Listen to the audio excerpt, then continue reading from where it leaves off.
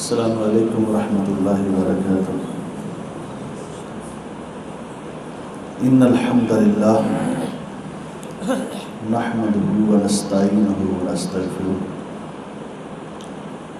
ونعوذ باللہ من شرور انفسنا ومن سیئات اعمالنا، من یهده اللہ فلا مضل له ومن یضلل فلا ہادی له، واشهد ان لا الہ الا اللہ واشهد ان محمدا عبدہ ورسولہ، اما بعد فإن خير الحديث كتاب الله وخير الهدي هدي محمد صلى الله عليه وسلم، وشر الأمور محدثاتها وكل محدثة بدعة وكل بدعة ضلالة وكل ضلالة في النار۔ إن الله وملائكته يصلون على النبي يا أيها الذين آمنوا صلوا عليه وسلموا تسليما۔ اللهم صل على محمد وعلى آل محمد كما صليت على إبراهيم وعلى آل إبراهيم إنك حميد مجيد۔ اللهم بارك على محمد وعلى آل محمد كما باركت على إبراهيم وعلى آل إبراهيم إنك حميد مجيد۔ اما بعد فاعوذ باللہ السمیع العلیم من الشیطان الرجیم، بسم اللہ الرحمن الرحیم۔ شہر رمضان الذی انزل فیہ القرآن ھدی للناس وبینات من الھدی والفرقان، صدق اللہ العظیم۔ تمام قسم کی تعریفات، تمام قسم کی عبادات، ریاضات، تقدیسات، تحمیدات، تصرفات، مناجات، قضاجات صرف اور صرف اللہ وحدہ لا شریک کے لیے، جو اس کائنات کا خالق و مالک، داتا و مشکل کشا اور نفع نقصان کا مالک ہے۔ وہ عزت و ذلت کا مالک ہے، جسے چاہے عزت سے ہم کنار کر دے اور جسے چاہے ذلت سے دوچار کر دے۔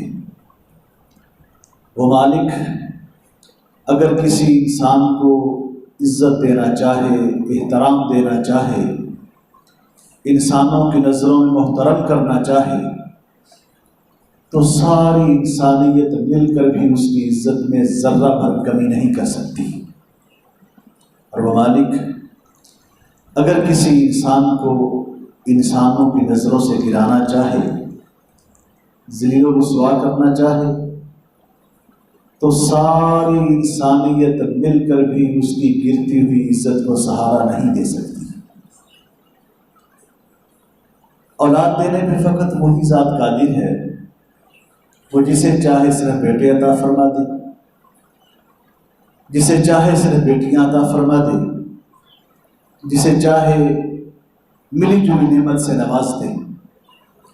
اور وہ قادر مطلق، وہ تمام اختیارات کا مالک، جسے چاہے اس نعمت سے محروم کر دے اور کوئی اس سے اس کے بارے میں پوچھ نہ سکے۔ وہ تنہا روزی رساں ہے، تمام مخلوقات کو ان کی ضروریات کے مطابق ان کی جگہوں پر روزی مہیا فرماتا ہے۔ جب تمام اختیارات و تصرفات کا وہی مالک ہے، تو ہم انسانوں کو اپنی دعائیں، التجائیں، آرزوئیں، اپنی جھولیاں اسی کی بارگاہ میں پھیلانی چاہیے۔ اللہ ہمیں توفیق عطا فرمائے۔ اللہ وحدہ لا شریک کی مختصر حمد و ثنا کے بعد میری اور آپ حضرات کی طرف سے بے شمار لاتعداد انگنت درود و سلام، بلکہ اتنے ہی درود و سلام جتنے اللہ وحدہ لا شریک کے قبضہ قدرت میں ہیں، اس ذات گرامی پر جن کا نام نامی اسم گرامی محمد اکرم صلی اللہ علیہ وسلم، وہ ذات مقدسہ مطہرہ مبارکہ جنہیں اللہ رب العزت نے ہماری رشد و ہدایت کے لیے رہبری کے لیے، رہنمائی کے لیے، رحمت اور نور ہدایت بنا کے مبعوث فرمایا۔ اللہ کی حضور دعا ہے کہ اللہ نفوس قدسیہ کی قبروں پہ، یعنی اولیاء اللہ، بزرگان دین، ائمہ دین کی قبروں پہ اپنی بے شمار رحمتوں کا نزول فرمائے، جنہوں نے سے دین حق یعنی دین محمد صلی اللہ علیہ وسلم کو ہم تک اصلی حالت میں پہنچانے کے لیے بے شمار مصائب و آلام کا مقابلہ کیا، تکلیفیں برداشت فرمائی اور ہر قسم کی قربانیوں کے نذرانے پیش فرمائے۔ حضرات محترم، رات کے اس پہر آپ کا یہاں موجود ہونا، اللہ کے گھر میں تراویح پڑھ کے ایک دفعہ چلے جانا پھر واپس آنا، یہ آسان نہیں ہے، آسان نہیں ہے۔ وہ بڑے وسم سے ڈالتا ہے کہ تھوڑا سو لو، آرام کر لو، وہ بھٹکانا چاہتا ہے۔ رات کے اس پہر پھر آپ کا واپس اللہ کے گھر میں آ جانا آپ پر اللہ کا خاص فضل ہے۔ اللہ پاک آپ کا بیٹھنا قبول فرمائے، قرآن سے آپ کی اس محبت کو اللہ پاک قبول فرمائے۔ تاکرات ہے، ہو سکتا ہے یہ وہی رات ہو جس کی عبادت کو 1000 مہینے سے افضل قرار دیا گیا ہے۔ اللہ پاک ہمارا بیٹھنا اپنی بارگاہ میں قبول فرمائے۔ رمضان المبارک اور قرآن مجید کا آپس میں بڑا گہرا تعلق ہے۔ اللہ پاک نے جتنی بھی کتابیں نازل فرمائیں، صحائف نازل فرمائے، سبھی کا نزول اسی مہینے میں فرمایا ہے، اور قرآن مجید کا نزول بھی اسی مہینے میں ہوا۔ خاص تعلق ہے، جو انسان اس مہینے میں قرآن کو پڑھے عام مہینوں سے زیادہ اس کو لذت آتی ہے۔ کیوں؟ اس مہینے کے ساتھ اس کا تعلق ہے۔ جو انسان اس مہینے میں اس کو سمجھ کے پڑھنا چاہے، ترجمے کے ساتھ پڑھنا چاہے، انشاءاللہ اس کے لیے اس کی تفہیم آسان ہو جائے گی۔ کیوں؟ اس مہینے میں نازل ہوا تھا، اور نازل کرنے والے کا مقصد یہ بھی تھا کہ اللہ کا یہ پیغام ہے، اس کو سمجھنا ہے۔ آج اپنے دل میں عزم کرنا ہے جو بھائی ترجمے کے ساتھ نہیں پڑھتے، آج آغاز کر دیں، روزانہ بے شک 1 صفحہ پڑھیں، 2 صفحے پڑھیں، اس مقدس مہینے میں آغاز کر دینا ہے، پھر ترجمے کے ساتھ سمجھ کے پڑھنا ہے، پھر پتہ چلے گا کہ اللہ پاک نے قرآن بھیجا کیوں ہے، اس میں کیا کیا خزانے اللہ پاک نے رکھ دیے، کیا کیا خزانے اللہ پاک نے اس میں، کیسے کیسے علوم اللہ پاک نے اس قرآن مجید کے اندر رکھ دیے۔ اس کی تفہیم آسان ہو جائے گی۔ اس سے بڑھ کر دنیا میں کوئی ذکر نہیں ہے، قرآن سے بڑھ کر دنیا میں کوئی ذکر نہیں ہے۔ اِنَّا نَحْنُ نَزَّلْنَا الذِّكْرَ وَإِنَّا لَهُ لَحَافِظُونَ۔ اللہ پاک یہاں یہ بھی کہہ فرما سکتے تھے اِنَّا نَحْنُ نَزَّلْنَا الْقُرْآنَ، قرآن نہیں کہا، اللہ پاک نے اس مقدس کتاب کو ذکر کہا۔ اللہ کا کلام ہے، اس سے بڑھ کر کوئی دنیا میں ذکر نہیں ہو سکتا، اللہ نے خود اس کو ذکر کہا۔ قرآن کی آیات آسمان سے اتری ہے، جس طرح آسمان پہ ہم ستاروں کو چمکتا ہوا دیکھتے ہیں، زمین کا حسن یہ قرآن کی آیات ہے۔ اس طرح آسمانوں کا حسن ستارے ہیں، زمین کا حسن قرآن کی آیات ہے، یہ چمکتی ہوئی آیات ہے۔ اللہ کا ذکر، اس سے بڑھ کر دنیا کے اندر کوئی ذکر نہیں ہے، اس سے بڑھ کر دنیا کے اندر کوئی ذکر نہیں ہے۔ سیدنا عثمان رضی اللہ تعالیٰ عنہ بیان کرتے ہیں، آقا کریم صلی اللہ علیہ وسلم سے پوچھا اللہ کے پیغمبر، اچھے انسان کی پہچان کیا ہے؟ فرمایا خیرکم من تعلم القرآن وعلمہ۔ اے عثمان رضی اللہ تعالیٰ عنہ، اچھے انسان کی پہچان یہ ہے جو قرآن پڑھتا ہے پڑھاتا ہے، وہ میرے نزدیک اللہ کے نزدیک اچھا ہے۔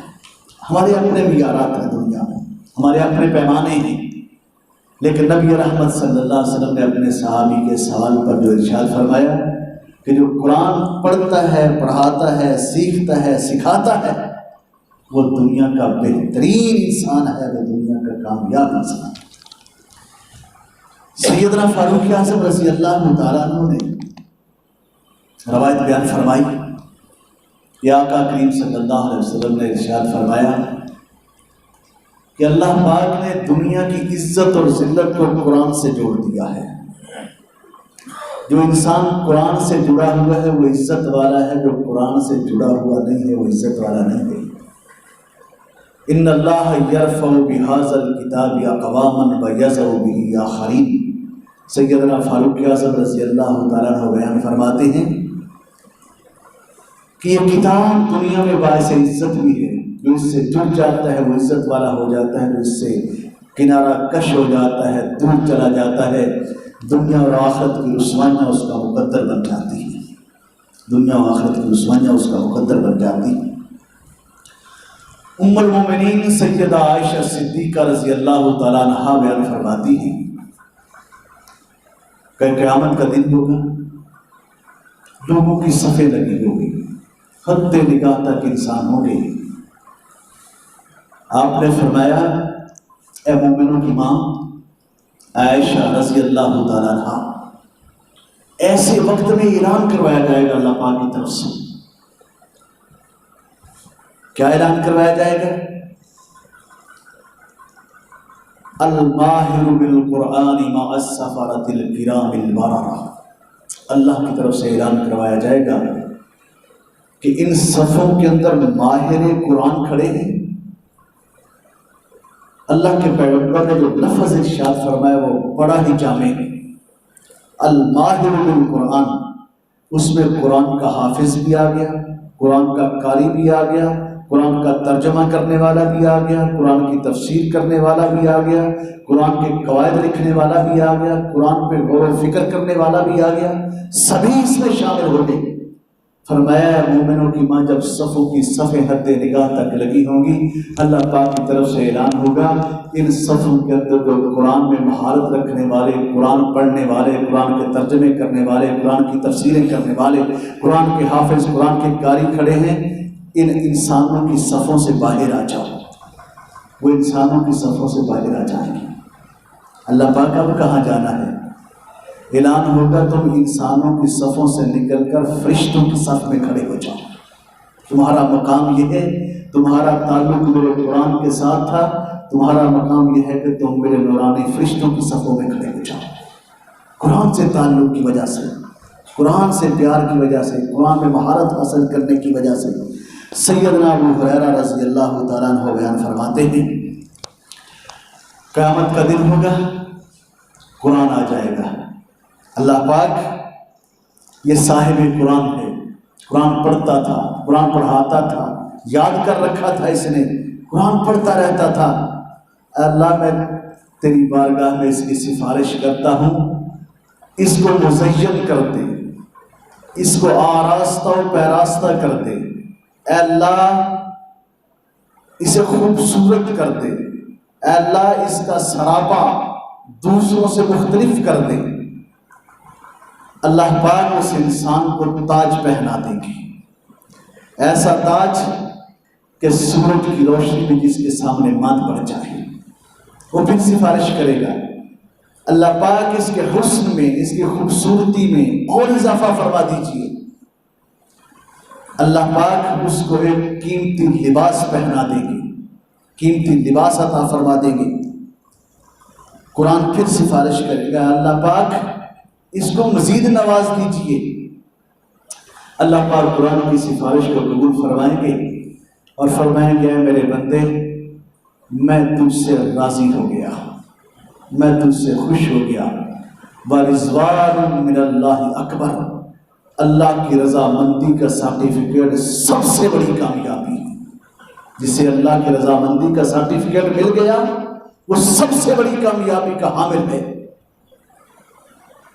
اللہ پاک فرمائیں گے اب قرآن پڑھتا جا اور جنت کے درجات چڑھتا جا، جہاں قرآن کی آخری آیت پہنچے گی وہی تیرا مقام ہوگا۔ دوسری روایت سیدنا ابو ہریرہ رضی اللہ عنہ سے ہی مروی ہے، بیان فرماتے ہیں کہ قرآن مجید انسانی روپ میں آئے گا، انسانی روپ میں آئے گا، قرآن پڑھنے والے سے آ کے کہے گا، حافظ قرآن سے، قاری قرآن سے، قرآن کی تلاوت کرنے والے سے آ کے کہے گا پہچانتے ہو مجھے؟ میں قرآن ہوں جسے تو پڑھا کرتا تھا۔ وہ اللہ کی بارگاہ میں سفارش کرے گا، اللہ کی بارگاہ میں سفارش کرے گا۔ اللہ پاک کیا فرمائیں گے؟ اللہ پاک فرمائیں گے اے میرے بندے اپنا دایاں ہاتھ آگے کرو۔ انسان اپنا دایاں ہاتھ آگے کرے گا، اللہ پاک اس کو ایک سرٹیفکیٹ عطا فرمائیں گے، ایک سند عطا فرمائیں گے، اس کے اوپر لکھا ہوگا اے میرے بندے میں نے تجھے جنت کی بادشاہی دے دی، میں نے تجھے جنت کی بادشاہی دے دی۔ کتنی بڑی بادشاہی، کتنی بڑی بادشاہی!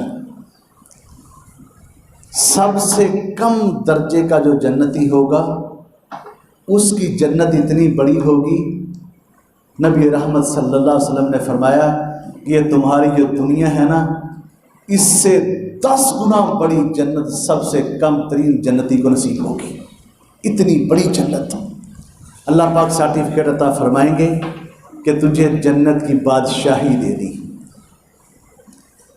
اللہ پاک فرمائیں گے اپنا دوسرا ہاتھ بھی آگے کرو۔ سیدنا ابو ہریرہ رضی اللہ عنہ بیان فرماتے ہیں بندہ اپنا دوسرا ہاتھ بھی آگے کرے گا، ایک اور سرٹیفکیٹ عطا کر دیا جائے گا، ایک اور سند دے دی جائے گی، اس پہ لکھا ہوگا یہ بادشاہی دائمی ہوگی، تجھ سے کبھی واپس نہ لی جائے گی۔ آج کے الفاظ میں اگر میں کہوں تو عدم اعتماد نہیں ہوگا، اپوزیشن کا وہاں احتجاج نہیں ہوگا، حکومت کسی سازش کے تحت نہیں ٹوٹے گی، الیکشن 3 سال 5 سال کے بعد نہیں ہوں گے۔ اللہ پاک کو بادشاہت جو عطا فرمائیں گے وہ دائمی بادشاہت ہوگی، دائمی بادشاہت، ہمیشہ ہمیشہ کی بادشاہت ہوگی۔ یہ قرآن کی سفارش کے صلے میں مل رہا ہے۔ آپ نے فرمایا پھر اللہ پاک فرمائیں گے کہ اس قرآن سے تعلق رکھنے والے کہ والدین کہاں ہیں؟ اس قرآن کے حافظ کے، قاری کے، پڑھنے والے کے والدین کہاں ہیں؟ اس کے والدین کو بلایا جائے گا۔ حدیث کے الفاظ ہیں کہ والدین کو اللہ پاک ایک لباس پہنائیں گے، والدین کو اللہ پاک ایک لباس پہنائیں گے۔ وہ لباس کیسا ہوگا؟ فرمایا خیر من الدنیا وما فیہا، تمہاری ساری دنیا کے خزانے ایک طرف اور اس قاری قرآن حافظ قرآن کے والدین کو جو لباس پہنایا جائے گا وہ ان سارے خزانوں سے زیادہ قیمتی ہوگا۔ خیر من الدنیا وما فیہا، وہ ایسا قیمتی لباس اللہ پاک اس قرآن سے تعلق رکھنے والوں کے والدین کو پہنائیں گے، اور جس کا اپنا تعلق ہوگا اس کے نصیبے کے کیا کہنے۔ انبیاء اور رسول دنیا پہ آتے رہے، اپنے اپنے وقت پہ اللہ پاک نے ان کو معجزات نصیب کیے، ان معجزات کو دیکھتے ہوئے لوگ ایمان لاتے رہے، لوگ ان پہ ایمان لاتے رہے۔ پیغمبر رخصت ہوئے، معجزے بھی ساتھ ہی رخصت ہو گئے۔ اللہ پاک نے اپنے محبوب کو وہ معجزہ عطا کیا، 1400 سال سے لوگ اس سے ہدایت پا رہے ہیں، قیامت تک اس سے ہدایت پاتے رہیں گے، اس سے سینے روشن ہوتے رہیں گے۔ یہ باعث ہدایت ہے۔ آپ نے فرمایا ترکت فیکم امرین لم تضلوا ما تمسکتم بہما کتاب اللہ و سنتی، میں تمہارے درمیان 2 چیزیں چھوڑے جا رہا ہوں، ان سے تعلق رہے گا تو ہدایت یافتہ رہو گے، ان سے دور ہو جاؤ گے تو گمراہ ہو جاؤ گے۔ گویا قرآن سے تعلق باعث ہدایت ہے، قرآن سے دوری باعث گمراہی ہے۔ قرآن سے تعلق گمراہی سے بچاتا ہے، قرآن سے تعلق انسان کو گمراہی سے بچاتا ہے، اللہ پاک سے دور ہونے سے بچاتا ہے۔ اللہ پاک فرماتے ہیں کہ جب قرآن پڑھنے والے قرآن پڑھتے ہیں ان کی حالت یہ ہے، قرآن پڑھنے والوں کی حالت یہ ہے، اللہ پاک فرماتے ہیں کہ جب وہ قرآن پڑھتے ہیں تو اللہ پاک ان کو، جب وہ قرآن پڑھتے ہیں تو قرآن پڑھنے والے جب قرآن پڑھتے ہیں تو ان کی آنکھوں سے آنسو بہہ نکلتے ہیں۔ اذا سمعوا ما انزل الى الرسول ترى اعینهم تفیض من الدمع مما عرفوا من الحق، کہ قرآن پڑھنے والے جب قرآن پڑھتے ہیں، سنتے ہیں تو ان کے آنکھوں سے آنسو بہہ پڑتے ہیں۔ یہ کب ہوتا ہے؟ یہ اس ماحول کی بات اللہ پاک نے یہاں ارشاد فرمائی ہے کہ جب قرآن نازل ہو رہا تھا، جب وہ قرآن سنتے تھے تو ان کی آنکھوں سے آنسو بہہ پڑتے تھے۔ یہ میرے بھائیو تبھی ممکن ہے جب ہمیں پتہ ہوگا کہ قاری صاحب کیا پڑھ رہے ہیں، ہم کیا تلاوت کر رہے ہیں۔ اس لیے میں نے جو شروع میں بات کی تھی کہ ترجمے کے ساتھ پڑھیے، ترجمے کے ساتھ پھر سمجھ آئے گی۔ قاری عبد الباسط رحمۃ اللہ علیہ بہت بڑے مصر کے قاری تھے۔ ان سے انٹرویو لینے والے نے کہا کہ قاری صاحب اپنی زندگی کا کوئی یادگار واقعہ سنائیے۔ قاری صاحب سے کہا اپنی زندگی کا کوئی یادگار واقعہ سنائیے۔ قاری عبد الباسط رحمۃ اللہ علیہ نے اپنی زندگی کا یادگار واقعہ سنایا۔ اس کا پس منظر یہ تھا کہ مصر کے صدر جمال عبد الناصر روس کے دورے پہ گئے۔ وہاں جو سرکاری گفتگو ہونے تھی، اس کے بعد ان لوگوں نے سوال کیا جمال عبد الناصر سے، اسلام کے بارے میں کچھ باتیں ہوئیں۔ بادشاہوں کو جتنا علم ہوتا ہے انہوں نے اپنی وسعت کے مطابق جواب دیا۔ اگلے سال پھر وہ سرکاری دورہ تھا تو جمال عبد الناصر نے قاری عبد الباسط رحمۃ اللہ علیہ سے کہا کہ قاری صاحب آپ نے اس دورے میں میرے ساتھ جانا ہے، آپ نے دورے میں میرے ساتھ جانا ہے۔ قاری صاحب ہمراہ چلے گئے۔ جب اجلاس اختتام پذیر ہوا تو جمال عبد الناصر نے ان مخاطبین سے کہا کہ تم نے پچھلی مرتبہ مجھ سے کچھ سوالات کیے تھے، میں جواب کچھ دے سکا کچھ نہ دے سکا، سوالوں کے جواب بعد میں ہوں گے۔ آج آپ کو جو ہمارے پاس اللہ کی کتاب ہے نا، جو ہمارے پیغمبر اپنی امت کو دے گئے تھے، وہ آپ کو سنانا چاہتے ہیں۔ قاری صاحب رحمۃ اللہ علیہ فرماتے ہیں کہ مجھے حکم ہوا کہ آپ آئیں اور تلاوت کریں۔ روس دہریہ ملک ہے، بے دین ملک ہے، کمیونسٹ ہے، وہاں برائے نام مسلمان ہیں۔ اسمبلی موجود ہے ان کے سارے وہاں پہ نمائندے موجود ہیں۔ قاری صاحب رحمۃ اللہ علیہ فرماتے ہیں کہ میں نے سوچا کہ میں قرآن تو وسیع ہے، 30 پارے ہیں، کہاں سے پڑھوں، کہاں سے تلاوت کروں۔ فرماتے اللہ نے میرے دل میں یہ بات ڈال دی کہ مشہور واقعہ ہے کہ سیدنا فاروق اعظم رضی اللہ تعالیٰ عنہ اپنی بہن سے قرآن سن کے مسلمان ہو گئے تھے، تو بہن نے سورۃ طٰہٰ پڑھی تھی، سورۃ طٰہٰ پڑھی تھی۔ قاری صاحب رحمۃ اللہ علیہ فرماتے ہیں کہ میں نے سورۃ طٰہٰ کی تلاوت شروع کر دی۔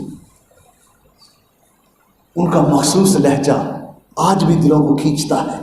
قاری صاحب جس انداز میں تلاوت فرماتے ہیں، قاری صاحب نے تلاوت فرمائی۔ تلاوت کے بعد جب دیکھا وہ سبھی کافر بیٹھے، غیر مسلم بیٹھے، انہیں کچھ سمجھ نہیں آ رہے، لیکن ان سب کی آنکھوں کے اندر آنسو تھے، سب کی آنکھوں کے اندر آنسو تھے۔ ان سے پوچھا گیا کہ یہ عربی میں تھا، تم انگریز ہو، تمہیں تو پتہ نہیں ہے کہ کیا پڑھا ہے، تمہاری آنکھوں میں آنسو کیوں ہیں؟ تو انہوں نے کہا کہ ہمیں نہیں پتا تم نے کیا پڑھا ہے، لیکن جب تم پڑھ رہے تو ہمارے دلوں میں کچھ ہو رہا تھا۔ قرآن یہ ہے کہ جب پڑھا جاتا ہے تو دلوں پہ اثر ضرور کرتا ہے، اسی وجہ سے تو وہ پریشان ہیں کہ یہ بوڑھے یہ بچے گھنٹہ گھنٹہ ہاتھ باندھ کے کھڑے ہیں، سمجھ نہیں آتی لیکن پھر بھی ہاتھ باندھ کے کھڑے ہیں۔ یہ قرآن کی محبت ہے۔ اللہ پاک ہماری اس محبت کو قبول فرمائے، اللہ پاک ہمارے لیے یہ ذریعہ نجات بنائے۔ وآخر دعوانا الحمد للہ رب العالمین۔ بسم اللہ الرحمن الرحیم۔ الہکم الہ واحد لا الہ الا هو الرحمن الرحیم اللہم صلی علی محمد وعلی آل محمد کما صلیت علی ابراہیم وعلی آل ابراہیم انک حمید مجید اللہم بارک علی محمد وعلی آل محمد کما بارکت علی ابراہیم وعلی آل ابراہیم انک حمید مجید ربنا ظلمنا انفسنا وان لم تغفر لنا وترحمنا لنکونن من الخاسرین ربنا لا تزغ قلوبنا بعد إذ هديتنا وهب لنا من لدنك رحمة إنك أنت الوهاب ربنا آتنا في الدنيا حسنة وفي الآخرة حسنة وقنا عذاب النار یا قاضی الحاجات اقضی حاجاتنا وحاجات المسلمین یا شافی الامراض اشف مرضانا ومرضى المسلمین اللہم اشف مرضانا ومرضى المسلمین یا اللہ پاک تمام مسلمان بیماروں کو شفا عطا فرما یا اللہ پاک جن کے بارے میں علم ہے جن کے بارے میں نہیں بھی علم ہے اللہ انہیں شفا عطا فرما یا اللہ پاک ہم روحانی جسمانی بیمار ہمیں شفا عطا فرما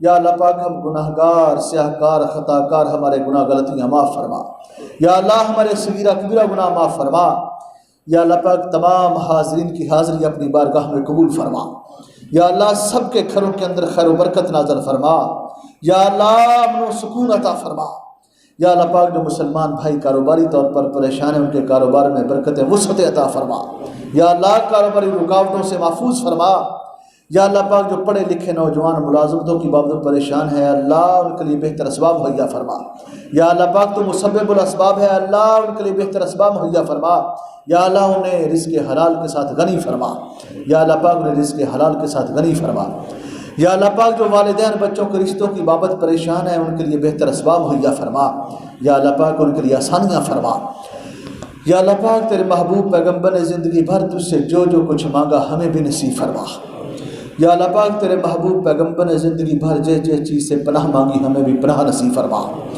یا اللہ پاک جو بے اولاد ہیں انہیں صاحب اولاد فرما یا اللہ جو اولاد نرینہ سے محروم ہے اللہ اولاد نرینہ عطا فرما یا اللہ پاک جنہیں اولادوں سے نوازا ہے ان کی اولادوں کو والدین کی آنکھوں کی ٹھنڈک بنا یا اللہ ہمارے بچے باہر اسکولوں میں کالجوں میں پڑھنے کے لیے جاتے ہیں اے اللہ ان کا جسمانی روحانی تحفظ فرما یا اللہ انہیں باہر کے فتنوں سے محفوظ فرما یا اللہ ان کا جسمانی روحانی تحفظ فرما یا اللہ پاک انہیں ہم والدین کی آنکھوں کی ٹھنڈک بنا یا اللہ پاک جو بے گھر ہیں انہیں اپنے ذاتی وسیع کشادہ گھر نصیب فرما یا اللہ جو بے گھر ہیں اللہ انہیں اپنے ذاتی وسیع کشادہ گھر نصیب فرما یا اللہ پاک تجھے ہماری ضرورتوں کا پتہ ہے بن مانگے ہماری تمام جو ضرورتیں پوری فرما یا اللہ پاک ہماری تمام جائز خواہشات پوری فرما یا اللہ پاک تجھے پتہ ہے ہمارے دلوں میں کیا ہے اللہ جو میرے مسلمان بھائیوں کے دلوں میں ہے یا اللہ پاک اپنی رحمت سے پورا فرما یا اللہ رات کے اس پہر تیرے گھر میں بیٹھے ہیں سوائے تیری رضا کے کچھ نہیں مانگتے تو ہم سے راضی ہو جا یا اللہ قرآن کو ہمارے دلوں کی بہار بنا دے یا اللہ پاک ہمارا جاگنا اپنی بارگاہ میں قبول فرما لے یا اللہ انہیں ٹوٹی پھوٹی عبادتوں کو قبول فرما لے یا اللہ پاک روزوں کو یا اللہ پاک نمازوں کو تلاوت کو قبول فرما لے یا اللہ پاک ذکر و اذکار کو قبول فرما لے یا اللہ پاک ہماری ٹوٹی پھوٹی عبادتوں کو شرف قبولیت عطا فرما ربنا تقبل منا انک انت السمیع العلیم وتب علینا انک انت التواب الرحیم وصلی اللہ تعالی علی خیر خلقہ محمد وعلی آلہ وصحبہ اجمعین برحمتک یا ارحم الراحمین.